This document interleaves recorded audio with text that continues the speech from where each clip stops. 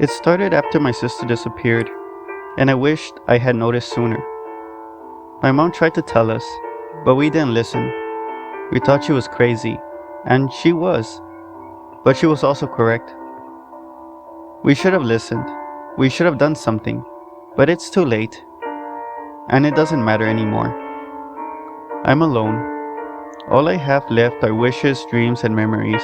Each is a punishment and a reminder that it started with me and will end with me. We moved 3 years after Mary disappeared, from Philly to a rumbling farmhouse in the suburbs. It was composed of edit that out. It was composed of tilted land and towering trees. Our nearest neighbors were deer and far too many bugs. The move was long overdue, and we thought it would help us heal. But to Mom, it was a betrayal, and she wasn't wrong. But it was also self-preservation. We had to put Mary to rest so we could live. We couldn't cling to the hope that one day she would turn up at our doorstep and walk in. Mom didn't talk to Dad or me for months. She locked herself in her room, and whenever I saw her, she looked through me. It hurt, of course. Why wouldn't it? When I told Dad, he sympathized and told me to give her space, but I noticed that he would no longer meet my eyes. I missed my family, and I missed my sister. What could have happened to her? I wish I could shut down my mind. I was tired of hurting every moment of every day, and I was tired of imagining my sister buried under a pile of dirt, waiting for us to find and unearth her bones. She came to me at night. I could hear her singing from the woods. She pressed her palms against my window, leaving imprints surrounded by frost, and when she smiled, her lips quivered, and her eyes shone like starlight. She whispered my name throughout the night, and she had so much to say. She spoke of enchantments, taught me curses, and sang low and sweet. It's not real, I told myself. You're being stupid. It's just the wind and your imagination. But the wind doesn't know my name, and my imagination can't leave scratches on the window. I tried to forget. I told myself it had been a dream, and after a while I convinced myself because the alternative wasn't possible. But then I found Marie's locket on my windowsill, coated in thick black mud. She will never take it off, not willingly, or even though I had told myself for years that she was gone. I had repressed the hope, but not abandoned it, and now there was no more. I lost my mind that day. I ran to the forest and screamed until my throat was raw.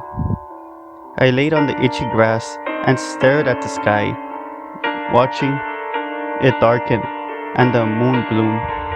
The fields glittered with lightning bugs.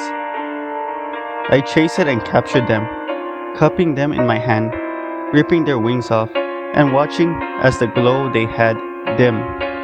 It made me wonder how long it must have taken Marie to die. If she had just laid there, accepting her fate, feeling like life draining out of her. I crushed them and stared at the luminescence smeared on my palm. Then stuck my fingers into my mouth. I sucked on them. It was my fault that Marie was dead. It had been me who had pressured her to go to the party. I knew she didn't want to go. It wasn't her thing. But I needed a designated driver. It'll be fun, I persuaded her.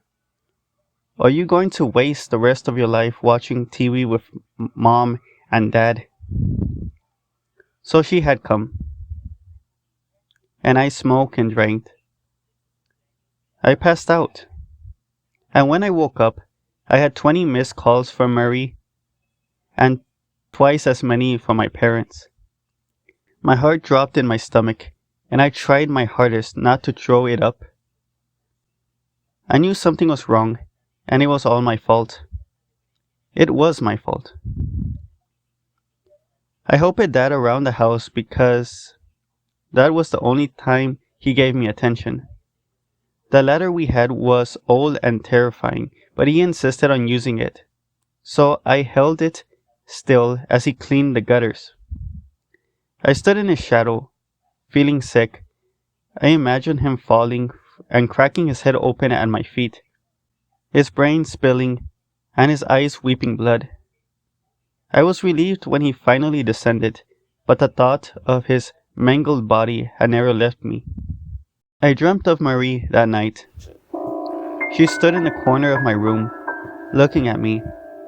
Her hair was tangled and full of bugs and earth, and her lips had rotten off, revealing her gums and teeth.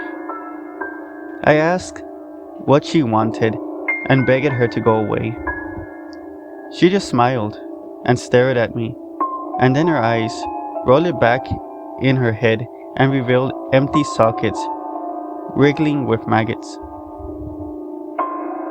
Sometimes I smell blood in the air, and that's when I know Marie is nearby.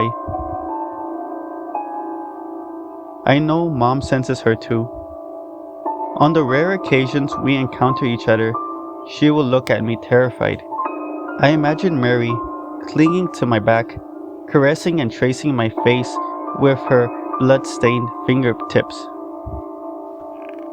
I lost my dad during the height of summer. I found him sitting in the kitchen, staring at a corner.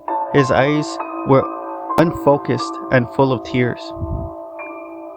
"She's here," he told me. "Asha, your sister is here. I can see her. We shouldn't have left her. We shouldn't have left her. We need to find her." And then he got up and left. The door banged shut behind him. He would be gone for days and come home with dirt in his pockets and eyes red like blood. He would sit at the table and cry and talk to Mary. He apologized to her. She wanted us to find her, and she was upset that we had given up on her. The days grew longer, summer felt endless, and she grew angrier by the day. The storm blew in, rain lashed the windows, and the wind shook the house. We went outside after it was over to ensure that there was no damage. We looked at the house, and it gazed back at us with hundreds of pairs of eyes. It had been papered with the missing posters of Mary. Her gaze was accusing. "Have you seen me?" the posters read. "Yes." The ground was soft and sprinkled with teeth. I picked them up while Dad collected the posters. His mouth twitched and his eyes were cold, and I knew he was gone. As I'm writing this, his body lies crumpled under my window. I heard a crack as his neck broke on impact, and I knew I'd never forget the sound. My mother barricaded herself in her room. Occasionally, I heard laughter, followed by wailing. Nothing matters anymore. What does matter is that Mary is here, and she's waiting for me. The window is open, and I hear her. She's singing and laughing, her voice warped by time, dirt, and larvae. She emerges from the woods, beautiful and dark. She gazes up at me and smiles. The moon is bright tonight, and the sky is full of stars. I run outside and try to touch her face, but she pulls away from me and runs back into the woods. I chase her, and around me, the trees vibrate and the air shimmers. I am going to find her. It has all led to this. I know what to do and where to go. I will shift through the dirt and unearth her bones, and I will shroud myself in her hair. We will wait together for the sun to rise and say goodbye to this world. If death is the only way we can be together, so be it. There's nobody left to haunt and nothing left to grieve. There is only the end.